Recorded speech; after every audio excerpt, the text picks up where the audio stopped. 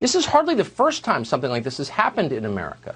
Spasms of destructive violence are a recurring feature of our history, in fact, of every country's history.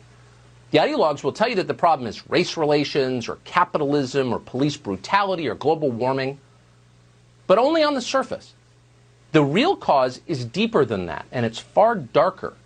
What you're watching is the ancient battle between those who have a stake in society and would like to preserve it, and those who don't and seek to destroy it. Underneath it all, this violence doesn't have that much to do with the behavior of the Minneapolis Police Department. For evidence, watch this tape. It's from the 1992 riots in Los Angeles. It was shot almost 30 years ago. It could have been shot this afternoon. It's not right! It's not right! It's not right what y'all doing! I came from the ghetto too! Same as all of you did! Why destroy my business? Why destroy my truck?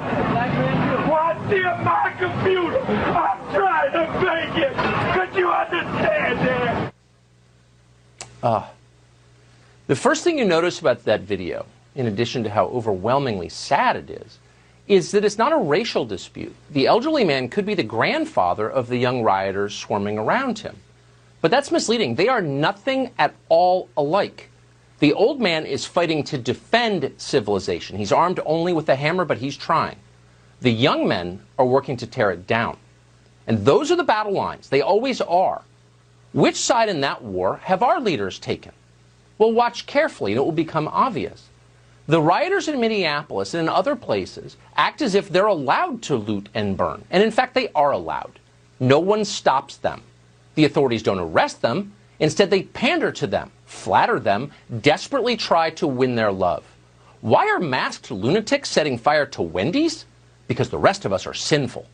That's what our leaders tell us. The crimes of the mob are the punishment we deserve. That's their argument. And many seem to buy it.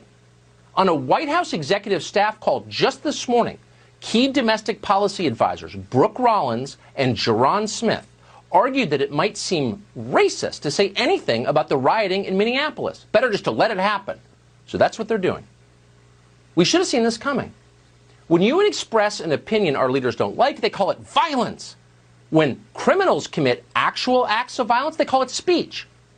So the game is rigged. Why are the rest of us still playing it? We have more power than we think we do. Our system only functions because dutiful, normal people, people with self-control and decency and above all a sense of responsibility toward others, created our system. They sustain the system. They pay the bills. None of the thugs looting Target or the well-paid nihilists on television who are egging them on have added a thing. Nothing.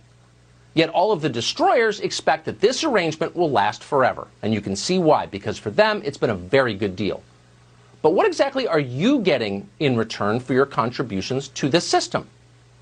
The authorities clearly don't care about you. The police won't show up to save your life, literally. During election years, sweaty politicians claim to be on your side. It's a lie. They're not.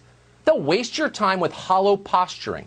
They'll feed you pointless symbolic victories and expect you to celebrate like you've actually won something.